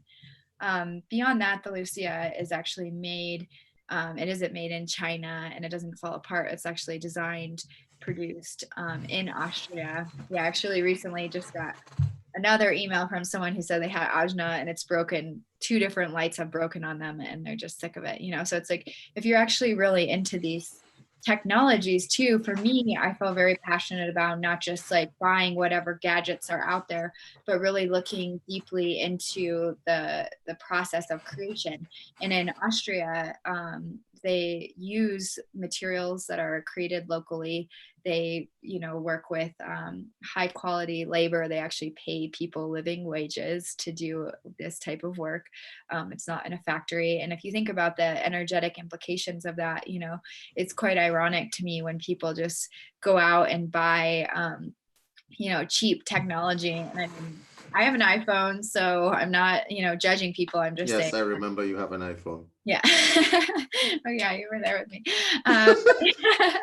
But yeah, you know, so we have these, there's certain things that, you know, are hard to get in the fair labor world. But if you're really, again, kind of embodying these things that we care about, you know, choosing what type of things that we're supporting does make a difference energetically as well. And if you think about like a portal, right? This light's a portal. Would you choose, do you want the cheap portal that's made in a factory with people, you know, in really intense conditions? Or do you want like a portal that's actually created by a neurologist and psychiatrist who are aware of energy and how the brain works and dedicated to, you know, consciousness expansion from you know, more informed space, who are maybe using a wider frequency of light because your body's gonna relate to that. And so yeah, those are kind of main differences. It's like using the central halogen, the type of programming that's possible and available, which relates to the actual user experience is quite different.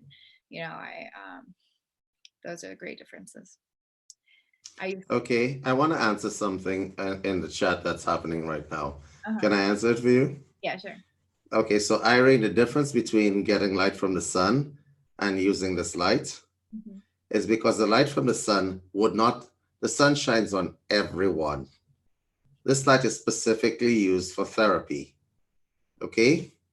Now you could get the entire spectrum from the sun, but you can't filter out the spectrums that you don't need. And right? Frequencies that are coming through are not just going to be from the sun. So the sun's very important. This is not to like take away the sun, but the specific frequencies that can be, you know, come at you, create a type of entrainment that can't happen from just being outside in the sun.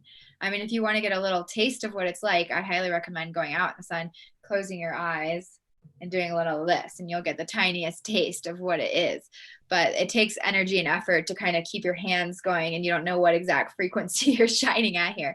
Whereas this is a type of technology that can take some of the power of the sun, and then having your eyes closed, having this like the specific pulsations can take you to those other states.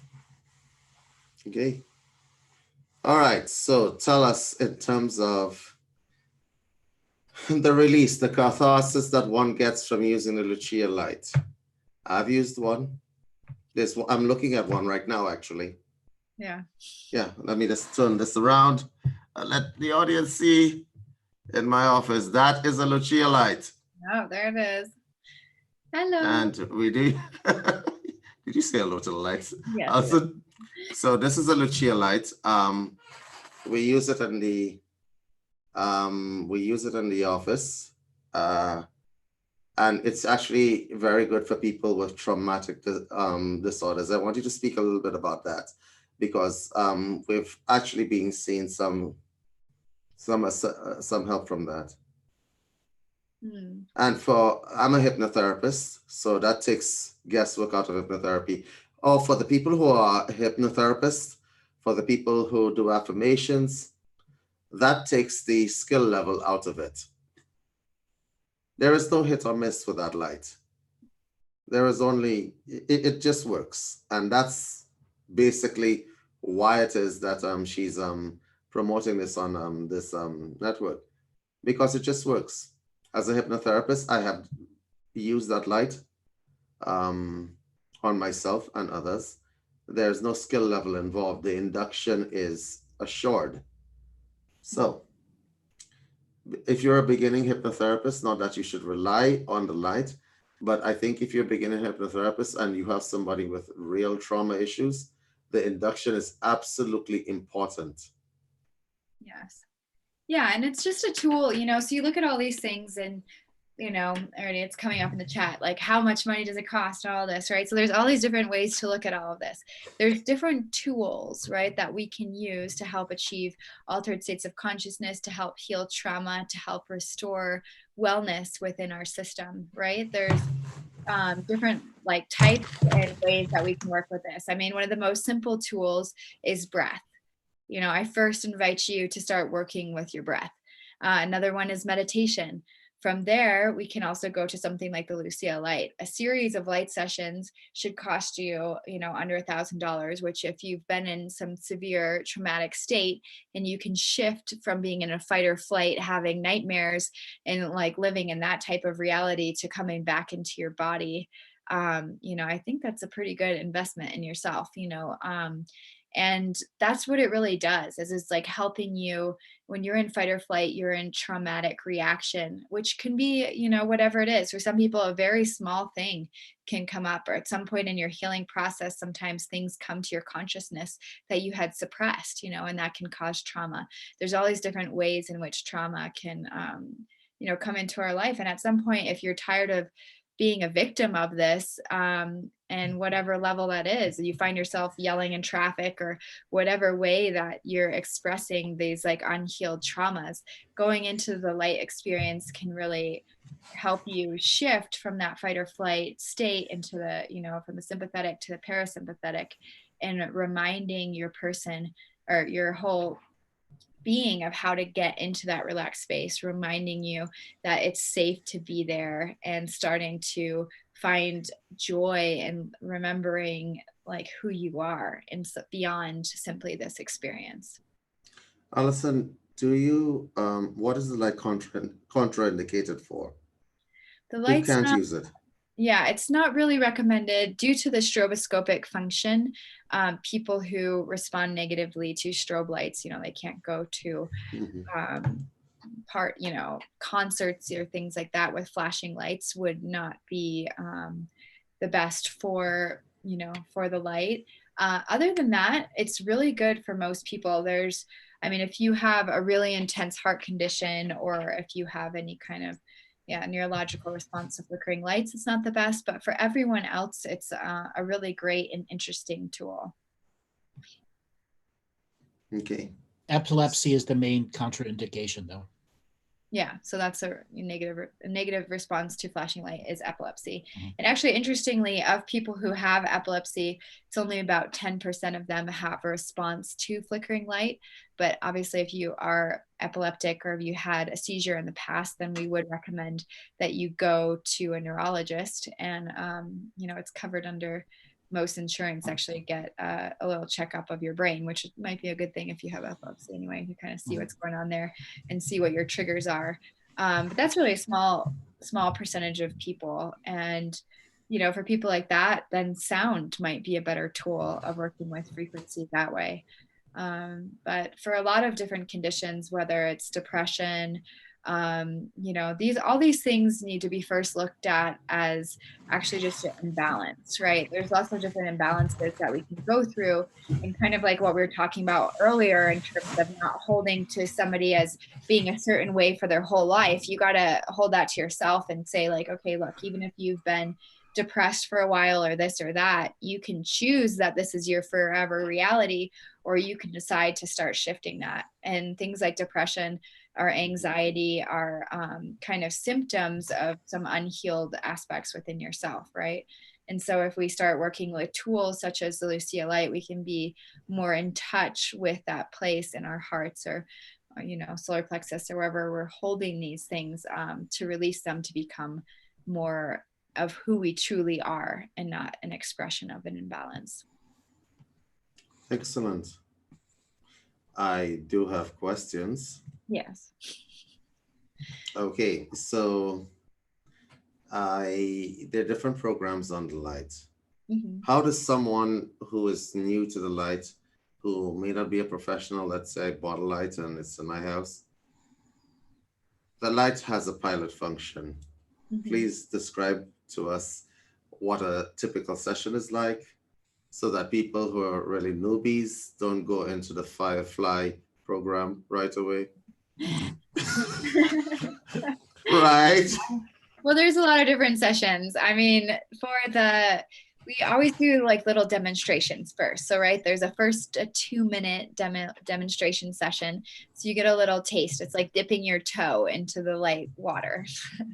And so you kind of first see there what that feels like. And for some people, that 2 minutes is actually pretty intense, and they don't need to choose a session that's really strong. And there's some, there's a whole guide of different sessions and different intensity levels. So you can kind of choose as you go through. Or you can haphazardly try them like David. No, then there's a stronger demonstration session that's about 5 minutes. So if you pass the first 2 minutes and you say, hey, for me, which again, stronger is not better, it's just finding your own resonance, right? Then you could do the 5-minute stronger one. And if you like that, then you can do some of the stronger sessions, or you can say, well, that was a little crazy. I actually like it a little gentler. I feel like it can go deeper into the experience. And maybe you could choose a medium intensity session. And really choosing the intensity is what it's about. Like the different programs have names, which are kind of interesting and curious, but they're also just kind of looked at as like songs, right? So again, some songs will resonate with you more than others. Some people really like intense programs, and some people like gentler programs. Some people like to stay in one frequency longer. It's kind of like a dimensional world that you can stay into for a while. And then, most of the sessions are about the longer sessions are about 20 minutes, between 20 minutes and an hour. And there is a function. So if you're receiving a session from somebody, the person that's the guide to the session can pause it at different moments, and you can stay in that certain frequency, intensity, pulsation for a while. So you can actually make a 20-minute session into 40 minutes or so on. But really, there's no benefit. I've had people say, hey, well, I love it so much. Can I go for like 4 hours? And yeah, sure. If that feels resonant to you, there's no contraindication to that. But really what we recommend is really, coming up with an intention of something that you want to energetically work on and release before a session, and working on that over a period of time, right? So we're all about actually making incremental but lasting changes in your life. And so if you do 20 minutes of Lucia Light, 4 times a week, 3 times a week, something like that, over a 6-week period, you're going to find a much, stronger impact. We recommend like at least 6 sessions to really start restructuring your nervous system. The restructuring of the nervous system, that goes not through entrainment, because the majority of the Lucia is not entraining you. It's helping you discover the many variables of frequency you could have simultaneously going. And would you expand on the non-entrainment process? Yeah, exactly. So as I mentioned earlier, and as David was talking about in terms of these different brainwave states, the ultimate, the goal of the Lucia is not to like force you. So there's things like called binaural beats, right? Where you have 2 different frequencies and your brain is kind of entrained or like forced into the space between the 2. The Lucia is different. If you think of Lucia more like a piece of music, if you listen to a piece of music that you really love, you kind of start going into this altered state of consciousness because you really can like feel that music. You know what I mean? Now imagine that multiplied by 1,000, and then you have a Lucia Light experience where you're really the song is actually the light, which is taking you to these different colored spaces. And as you go into that, you go into an expanded state of consciousness where your brain waves are in harmonic with each other. So they're all actually interrelated in a way that's very beneficial. And now that can also, there was actually a study done comparing it to psilocybin, which is a plant medicine, also known as magical mushrooms. And that if someone takes psilocybin, then multiple parts of their brain are being activated at the same time, right? So it's really about, as we spoke of in the beginning of the show, these altered states of consciousness, expanding your perception of what's possible. Now, if you think about taking an entheogen, anything outside of yourself, there's always reactions to this, right? A lot of, these types of medicines can increase your serotonin or dopamine levels in your brain. Now, if you have a sensitive brain, or, really anyone, it's taking you on a bit of a ride, right? So it's going to be different than the lucid experience because it's not inviting you there and helping you find the pathway yourself, which is technically more similar to what happens in a meditation. Taking an entheogen is really taking you there. Now, some people find that really beneficial because they have a chance to let go into that space and are really taken there. I mean, that can also be addicting because, again, it's not you ultimately doing the work, and the work is not the actual experience itself, but how you integrate the experience. So some people can have these far out experiences with entheogens because, they're really being taken there. And a lot of that is hormonal as well as activating multiple parts of your brain concurrently. With the Lucia Light experience, you can look at it as kind of the cleaner version in a sense, because it's just light, right? So it's activating all these different aspects and areas of your brain, but you're not going into an altered space in terms of being like, woo, or like, I can't think much, or, you're there, you're rational, your mind is still working. You're getting very relaxed and open into this other space, but you're not in a woo-woo zone, you're very focused. And so that actually helps increase your clarity, creativity, and openness, because you're not in a cloud of marijuana or in a, totally crazy other state where you're going to be there for 12 hours. And then, all kinds of stuff can happen in that environmentally, or, depending But Allison, for you. Yes. Well, I discovered a contraindication. Yes. Maybe you shouldn't use the Lucia Light in conjunction with anything else.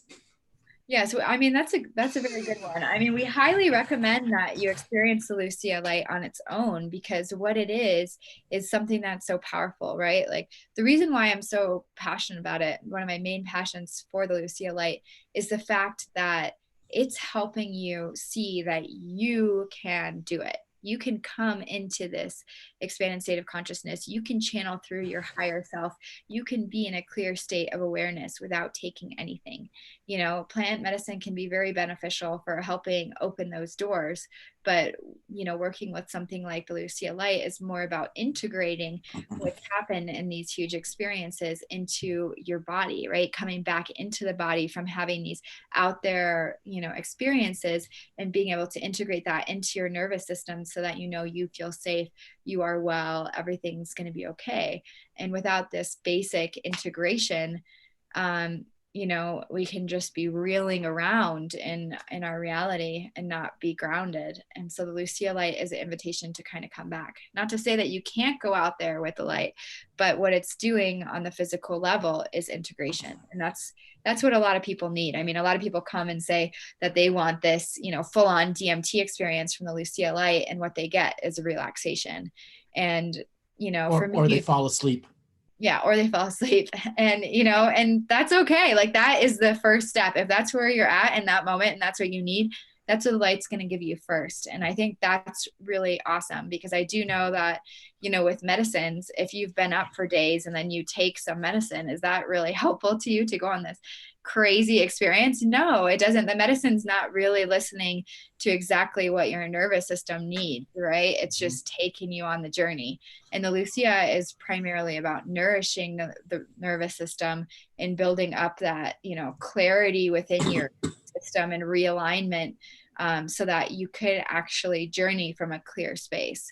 And that's how we have to journey soberly, is from a clear space. If you're not in a high frequency, you're not going to be able to have a meditative journey where you go anywhere. I actually wanted to make a note here, and I want to speak to a part of the of your market. Probably, I don't know where to tap them.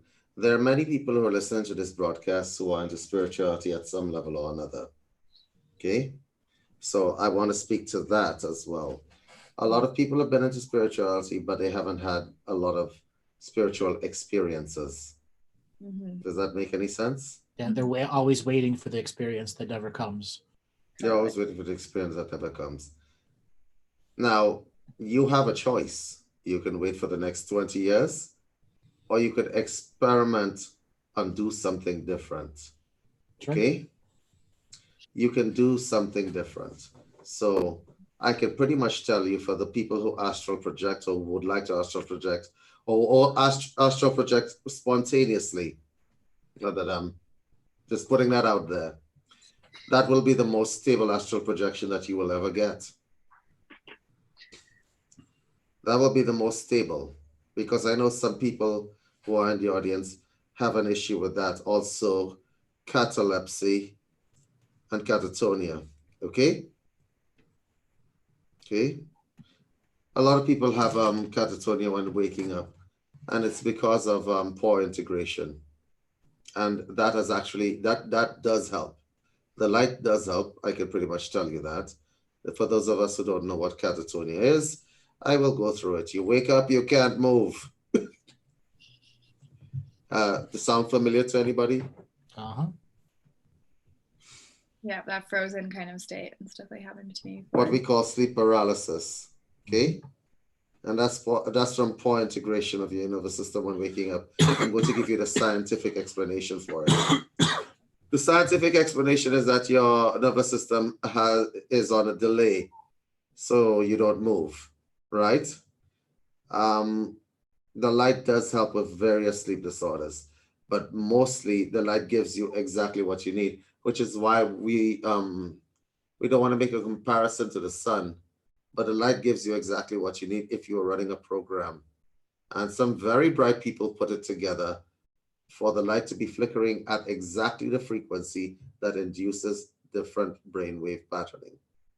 Okay, so for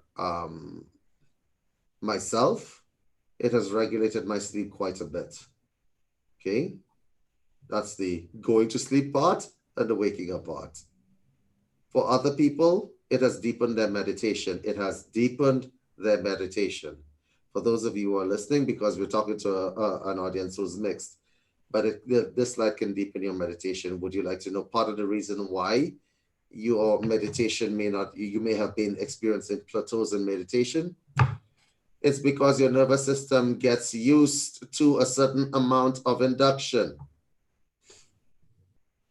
When you are a meditator, you must necessarily try different things, whether you move your location, okay, whether you point towards the east, whether you meditate by a seaside, meditate by a river, try different things, okay? Because if you're in the same room with the same incense stick, doing the same thing over and over again, you will get the same results. So what the light is offering you is a result that is actually definitively proven, scientifically proven. And I wanted Allison to just tell us about, where does the concept of flickering light come from? I believe I read something that you wrote some time ago. So you want to just illuminate the audience? Yeah, sure. So there's a lot of interesting parts of flickering light. It's a kind of pretty cool history, but the first primitive looks into flickering light are actually just sitting around a campfire.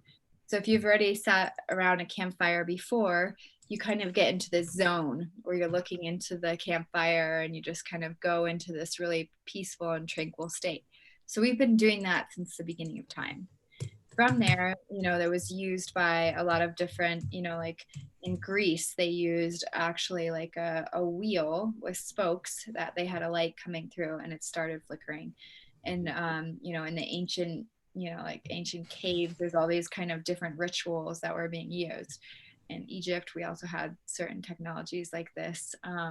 There's a lot of different cultures that have used flickering light because of the way that it helps, entrain the brain. So even before there was a lot of, EEG research or all of this neurology going, that people could see that flickering light can actually take you into altered states of consciousness. I mean, even if you've been, driving in a car or on a train when the sun's kind of coming through the trees, people have had beautiful visions and understandings. Brian Geising created the Dream Machine, which is a really cool thing with a record player and then two different kind of cylinders with holes in them that are rotating different ways and a light inside. And back in the 60s, they used to stand around and hold hands. And that was very subtle. So they would take LSD and do it often. But, they also did it without any kind of substances and experienced these kind of altered states of consciousness. So there are different ways to access this. The Lucia is the most, high tech and precise way. And as you said, it's kind of your brain. So you don't really want to mess around too much. It's good to kind of know a reliable way to get into this state. And again, so you can work with somebody else. You don't have to buy one of these for yourself.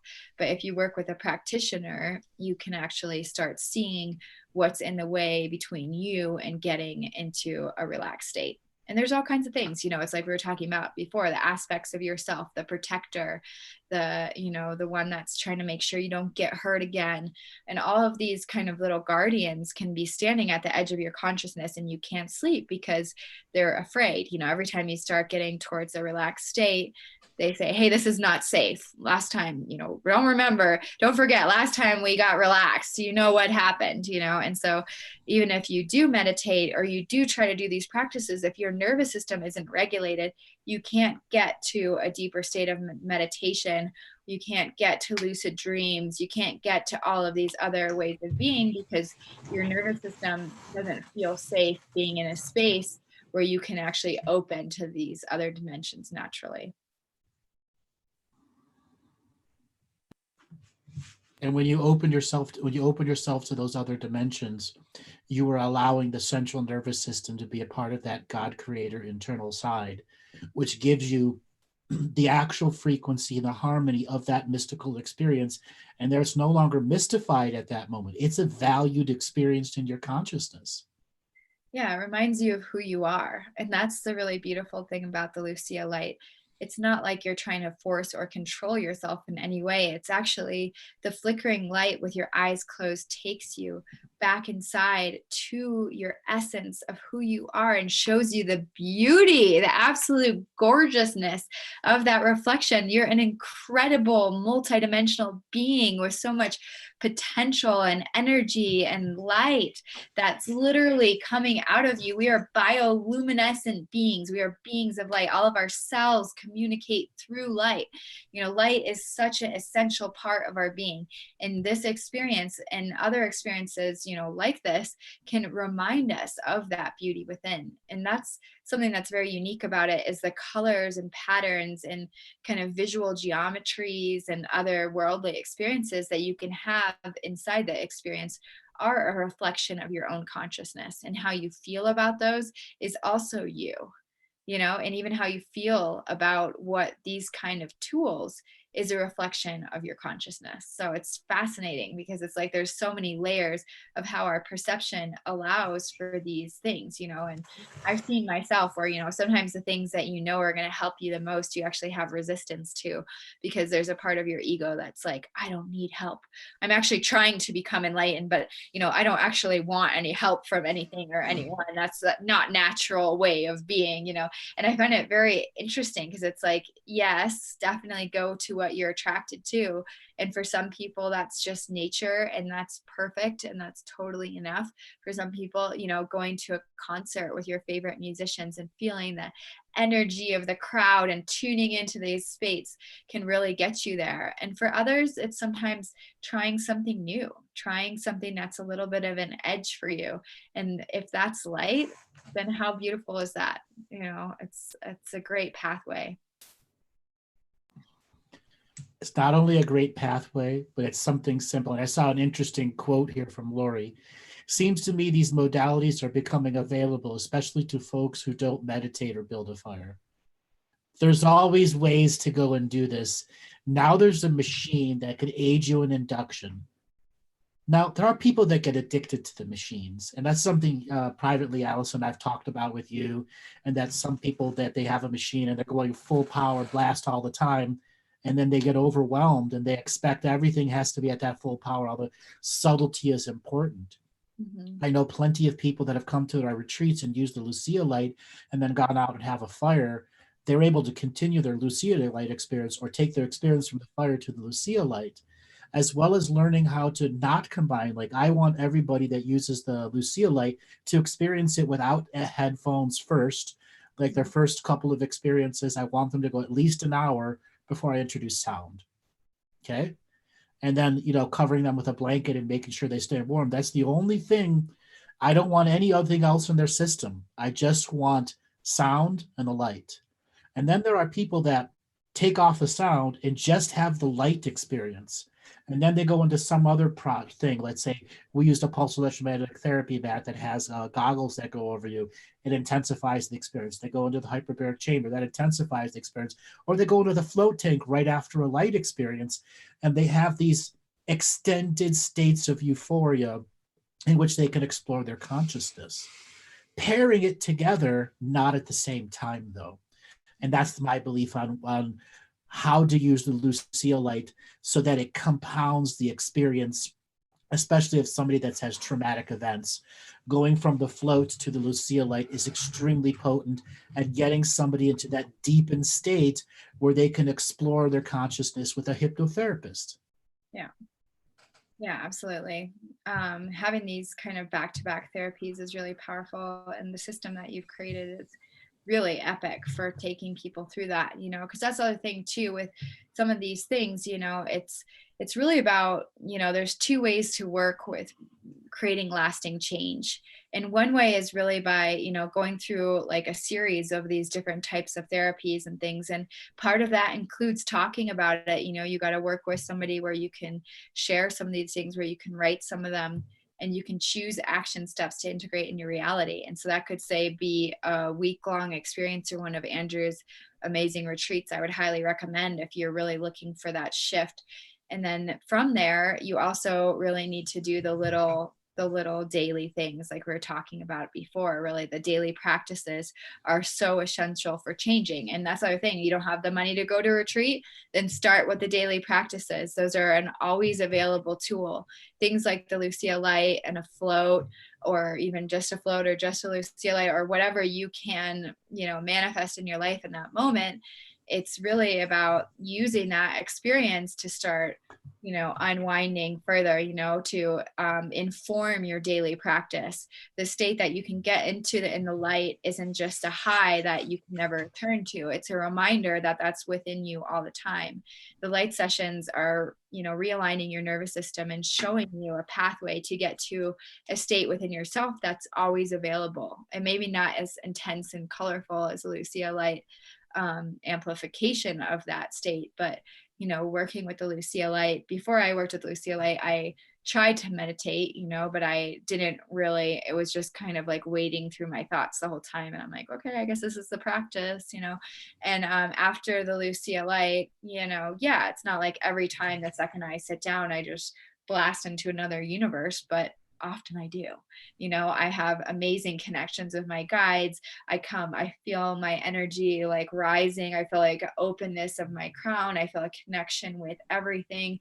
I get downloads. I see my future. I see potentialities. I see ways that I can work on myself. It's like a medicine journey every morning, and some mornings it's not, some mornings it's like, okay, wow, yeah, you're tired today, or like this is going on, or this one thought keeps coming up. It's not always directly there, but it's the Lucia light shows you a pathway. And then meditation is the practice where you continue to work with that energy. It's building the muscle structure. Yeah. Well, we're nearing the end of the show. Why don't you give everyone a way to get a hold of you, Allison, and so they can have more information from you?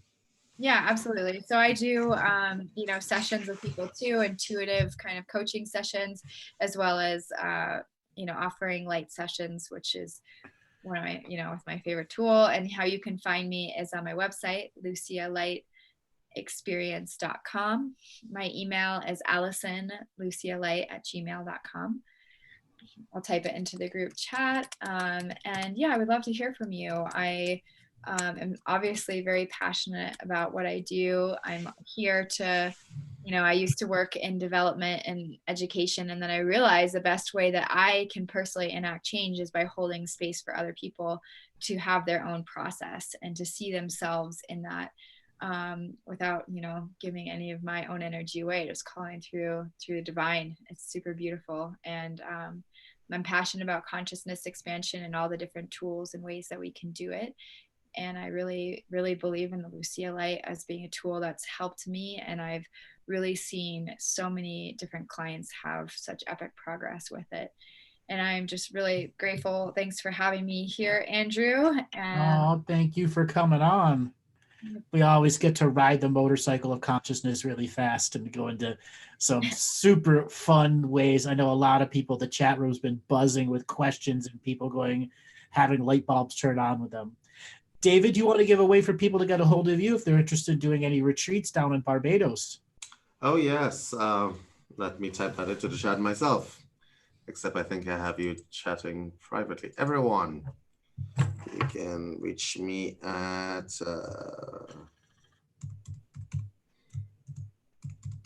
info@unifiedhealthsystems.com. And let's see if I type that right. Oh my God. info@unifiedhealthsystems.com. So I'm going to put yes, I spelled it right. I spell checked it this time. The second one. So this was really fun. Allison, nice to see you. I put my email in there in case you're ready to do retreats in Barbados. It was really nice seeing you guys again. Wonderful. Allison, hang on the line. Robert's going to take us out into the breakup room. We'll have a post-show talk. Anyways, thanks a lot, everyone. We will be back next Thursday. And if you're interested in having a private session with me, we are having another special that's going on. So look inside your email for the special that's going on, and you could have a session so that we're coming up. We're having our spring equinox coming up. All right, everyone, thank you so much. We will be back next Thursday. Bye.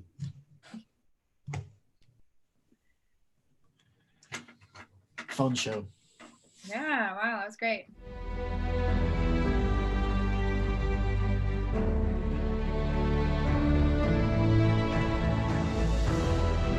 Each different bubble of reality is true. A galactic historian is a person that looks at all the lines of dramatic karma. Nudge, nudge, it's the Holy Grail.